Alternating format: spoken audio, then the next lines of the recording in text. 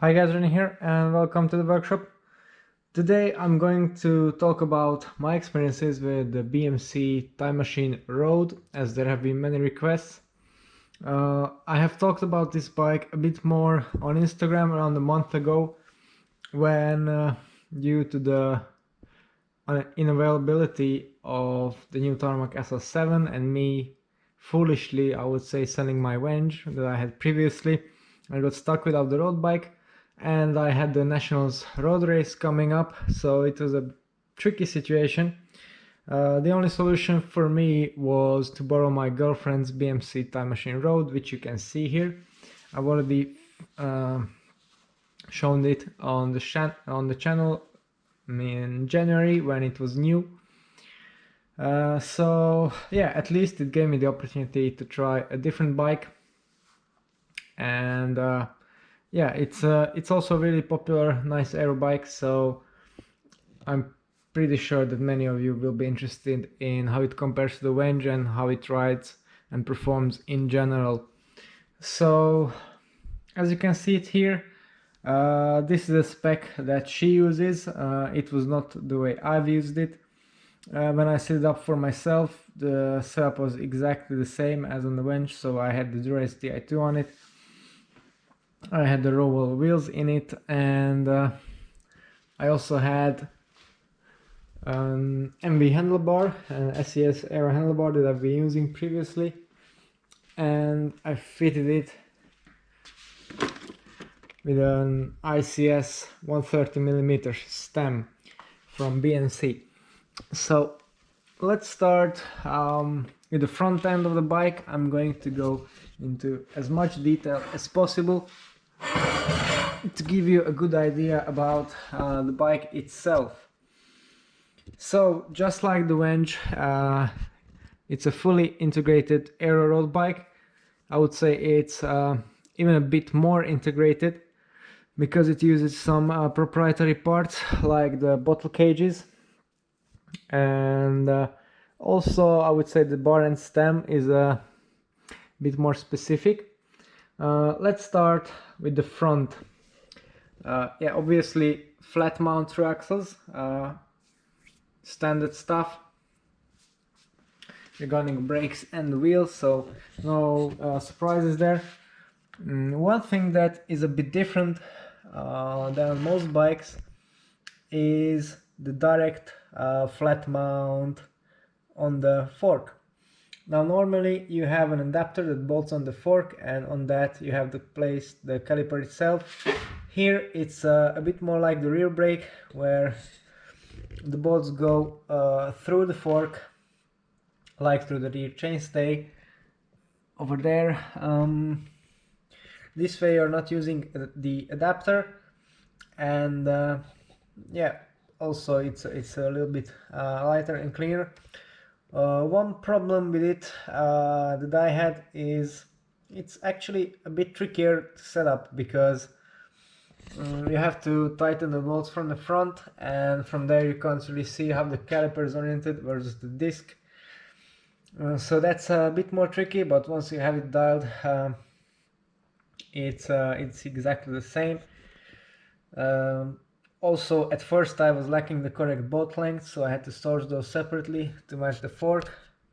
There's this little cover on there, which is pretty neat. Hides some of the brake holes and this part of the caliper, so that's good news. Also, as I mentioned earlier, the threads for both the front and the rear axles are replaceable, so yeah, I never actually got any issues with someone damaging the threads of the axles, but yeah, I think it's a reasonable thing to do, and perhaps it's a slight plus compared to the Venge. Then if we go up, the brake hose obviously runs through the fork internally, and then next to the squared off steer tube, so the bearings actually fit over the brake hoses. Then they go in the stem, in the bar. There's no sort of external clamp here like on the Venge. They go fully internal on this little plastic cover, which is a bit finicky to install, and then to the bar, and yeah, they come out at the levers. One problem I have with this solution is you have to wrap the bar all the way like it is now, and it's not very convenient. But the problem is that if you don't do it, then the brake hose exits somewhere at this point, so then it's not really tidy or good looking, because from here on until where it meets the lever, it's external. So that was a bit of a weird thing that I've noticed. Also, the bar is not very stiff and a bit of an odd shape for me, at least. It looks pretty neat like it is, but these two reasons made me, and yeah, possibly also the guys from NTT, made the switch to the MV SAS bar, which I would say, having it used after the Aerofly 2, I didn't really like as much as that one. But both are very good bars. Indeed, it's just personal preference, I would say. Regarding the stems, I had a couple of questions already regarding this on Instagram. This is the ICS Aero stem. It fits on any bike with the ICS system, any BMC should I say, so the Timemachine Road machine, the Earth possibly, and this one also. It's a minus 15 degree stem, so it's horizontal, and the clamp on there is a 25.4. This is actually a round section here that goes in the stem on the bar, so you can actually have some tilt adjustment. But I would suspect that this is also the reason why the bar isn't very stiff, because it's a very small diameter. If you however decide to skip this, then there's the regular ICS stem, again usable on basically every BMC with the ICS steerer. Now this one has a traditional 31.8 millimeter clamp on there, and the hoses go underneath through this little clamp that holds them in place, so it's a very similar setup to the Venge. One thing I have found as a bit problematic with this this stem is that firstly, the bolts are facing backwards. On this 130, not that much of an issue. On the 100 here, that's fitted right now, it's not my favorite solution, I would say. So yeah, not ideal. And also, I've done 2 races with this bike, with this stem. In both of the races, I had handlebar slip when I hit some rougher sections of road.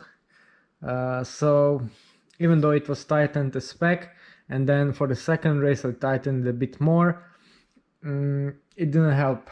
Maybe it's just a coincidence with this stem and the MV handlebars, so maybe some carbon paste or something would have helped, but normally you don't need that. So yeah, that's just my observation and my experience. And then one more annoying thing about the integrated bar is the computer mount. Now you see the ICS Aero has its own little piece where you can get GoPro style inserts. With the bike, nothing else except Garmin is supported. You have to get this Wahoo unit separately. I took it from Shapeways. It's 3D printed. They have various versions on there. With the Venge you get the mount and even a combo mount for all kinds of computers and lights, etc. So that's much more practical. And also on all specialized bikes this mount is the same. It's called the Vantage Accessory mount. I've talked about this earlier. On this one, the ICS Aero uses this mount because of the small diameter of the clamp. It doesn't fit on the ICS. On the regular stem, which was a big problem for me at the race, because I had to put my computer on the stem because this part is not included if you buy the stem, and it's not so easy to source as it turns out. So these were the negatives about this bike, and that pretty much rounds it off, because otherwise it's a real speed machine. So I really like the bottle integration. The bottle cages are very neatly integrated, super nice, very secure also. I rode this bike on the cobbles and it was absolutely fine. Others were losing their bottles, I was not. Very stiff, very nice handling. One comment though with the handling, I think the Venge handles a bit quicker. This one is a bit more stable. Again, that's just preference. I would say because of the integrated bottles, maybe the Venge could be slightly slower. This could be slightly faster, but hard to guess like this. The assembly of the bike is very straightforward. Again, I really like that the rear brake hose is pre-routed, so you just push it through the frame and it appears at the headset where you want it to be. Then you have this very neat foam filling in the seat post, into which you can screw on the Di2 battery mount. Also probably the nicest solution I have seen for this.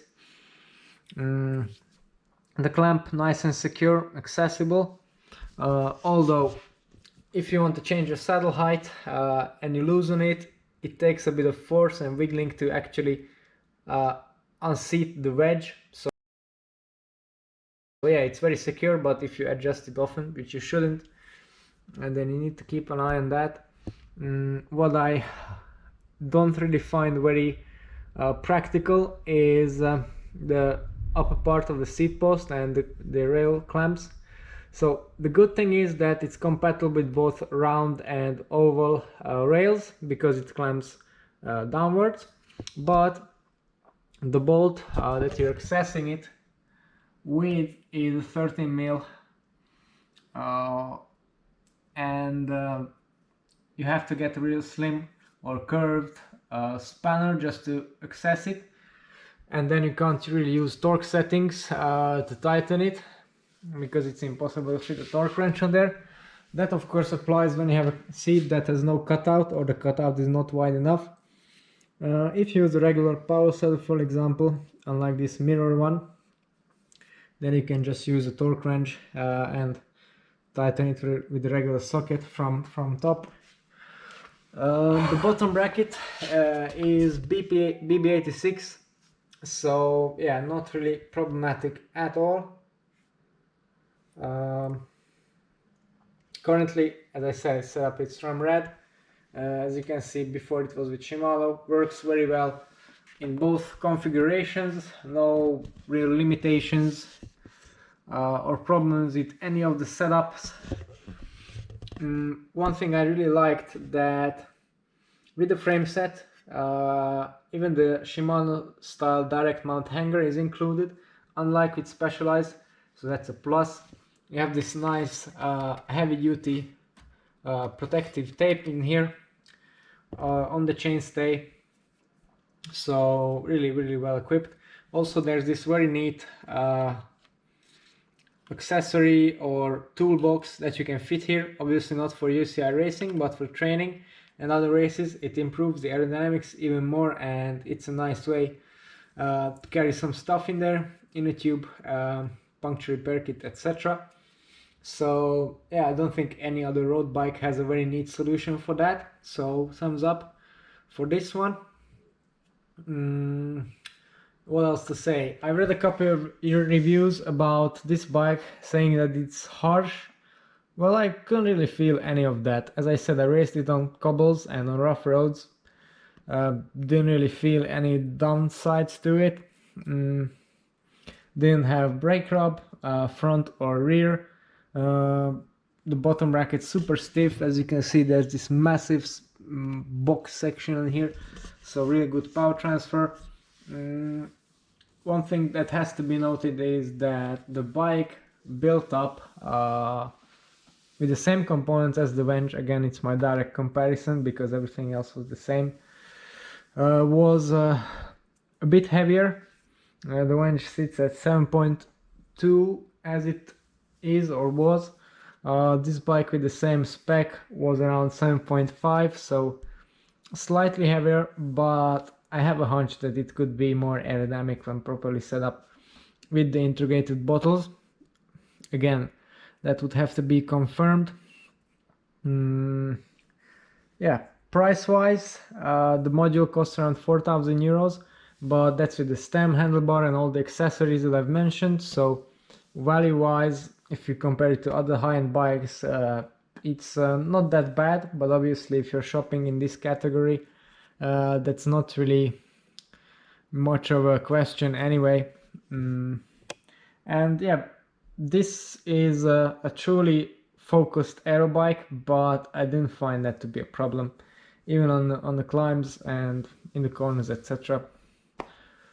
No shabby handling or some overweight stuff on their flex, anything like that from the aero bikes of yesteryear. So really highly appreciated.